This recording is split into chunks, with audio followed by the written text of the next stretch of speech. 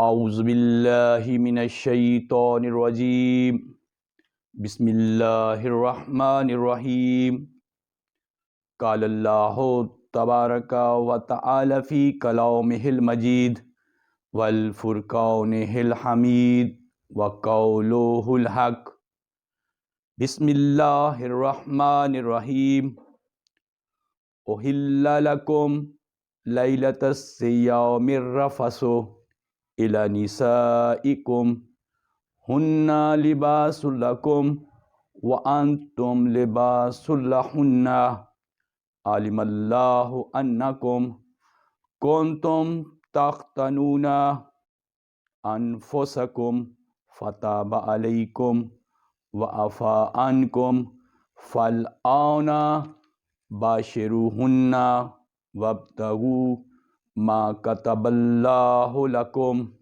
صدق اللہ العظیم۔ سامعین محترم، السلام علیکم ورحمۃ اللہ وبرکاتہ۔ آج ہم کے سامنے قرآن مجید فرقان حمید سے جو آیت آپ کے اذہان عالیہ تک پہنچانا چاہ رہے ہیں، یہ سورہ بقرہ کی آیت نمبر 187 ہے۔ سورہ بقرہ نزول کے اعتبار سے 87 نمبر پر نازل ہوا اور ترتیب قرآن کے لحاظ سے 2 نمبر پر موجود ہے۔ آج ہمارا چوتھا لیکچر عظمت رمضان کے حوالہ سے آپ کی خدمت میں حاضر ہیں۔ تو آج ہم جس عنوان پر گفتگو کریں گے وہ عنوان ہے روزہ میں عورتوں کے متعلق حکم،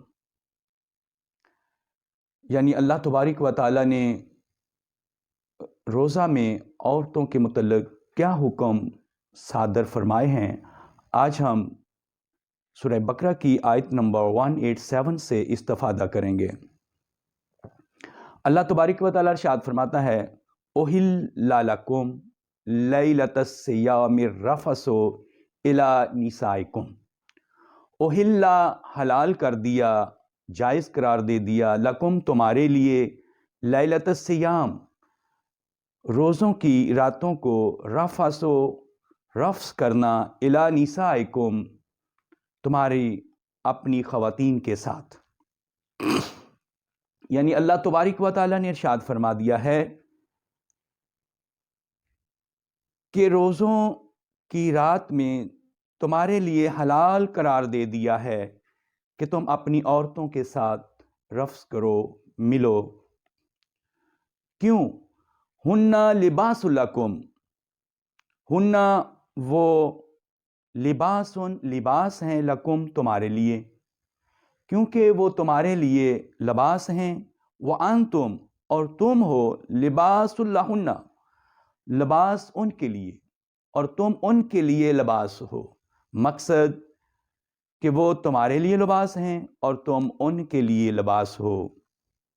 عالم اللہ، جان لیا اللہ نے، انکم کہ تم، کون تم تھے، تختنون خیانت کرتے، انفسکم اپنے آپ سے۔ اللہ ارشاد فرماتے ہیں کہ اللہ نے جان لیا کہ تم اپنے آپ سے خیانت کرتے تھے، اس لیے اللہ نے ارشاد فرمایا فتاب علیکم، پس تمہاری توبہ قبول ہوئی، وعفا عنکم اور اللہ نے تم سے درگزر فرما دیا۔ فالآن باشروہن، پس اب تم اپنی عورتوں سے مباشرت کرو، وابتغوا اور تلاش کرو، ڈھونڈو، طلب کرو، ما کتب اللہ جو اللہ نے تمہارے لیے، لکم تمہارے لیے لکھ دیا، جو اللہ نے تمہارے لیے لکھ دیا ہے، فرض قرار دے دیا ہے، حکم صادر فرما دیا ہے، اس کو تلاش کرو، اس کو ڈھونڈو، اس پر عمل کرو جو اللہ نے تمہارے لیے لکھ دیا ہے۔ اس آیت کا مفہوم کچھ اس طرح سے ہوا کہ ماہ رمضان کی راتوں میں اللہ ارشاد فرماتا ہے کہ روزے کی رات میں اللہ نے تمہارے لیے تمہاری عورتوں کے پاس جانا جائز قرار دے دیا، کیونکہ وہ تمہارا لباس ہیں اور تم ان کا لباس ہو۔ کوئی وقت تھا کہ لوگ اپنے آپ سے خیانت کرتے تھے، تو اللہ نے اس بات کو ظاہر کرتے ہوئے یہ اجازت دے دی کہ اللہ جانتا ہے کہ تم اپنے نفسوں سے خیانت کرتے تھے۔ اللہ نے وہ سب کچھ آپ کو معاف بھی کر دیا اور درگزر بھی فرما دیا۔ اب اجازت ہے کہ روزے کی رات کو اپنی عورتوں سے مباشرت کرو، لیکن ساتھ فرمایا کہ وَابْتَغُوا مَا كَتَبَ اللَّهُ لَكُمْ، جو اللہ نے تمہارے لیے لکھ دیا ہے، جو تمہارے لیے قانون نافذ ہو گیا ہے، جو اللہ نے حکم صادر فرما دیا ہے، اس کے طلبگار رہنا، اس کو ڈھونڈنا، اس کو تلاش کرنا، اس سے تجاوز نہیں کرنا۔ تو اس آیت کی روح سے اللہ تبارک و تعالیٰ نے تمام نسل انسانی کو قیامت تک کے لیے اس بات سے کہ وہ رات کے وقت اپنی عورتوں سے مباشرت کریں اجازت دے دی، حلال قرار دے دیا۔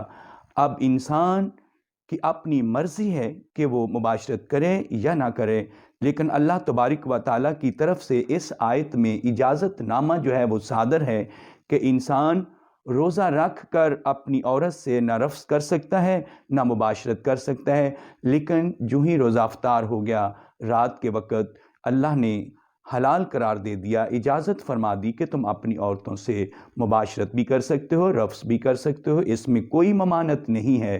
تو لہٰذا آج ہم جو موضوع آپ کی خدمت عالیہ میں لے کر حاضر ہوئے تھے وہ یہی تھا کہ روزہ میں عورتوں کے متعلق حکم، تو اللہ نے یہ حکم صادر فرما دیا کہ رات کے وقت آپ کو اپنی عورتوں کے پاس جانے کی اجازت ہے۔ تو اللہ تبارک و تعالی ہم سب کو قرآن مجید پر عمل کرنے کی توفیق عطا فرمائے۔ وآخر دعوانا ان الحمد للہ رب العالمین، والسلام علیکم ورحمۃ اللہ وبرکاتہ۔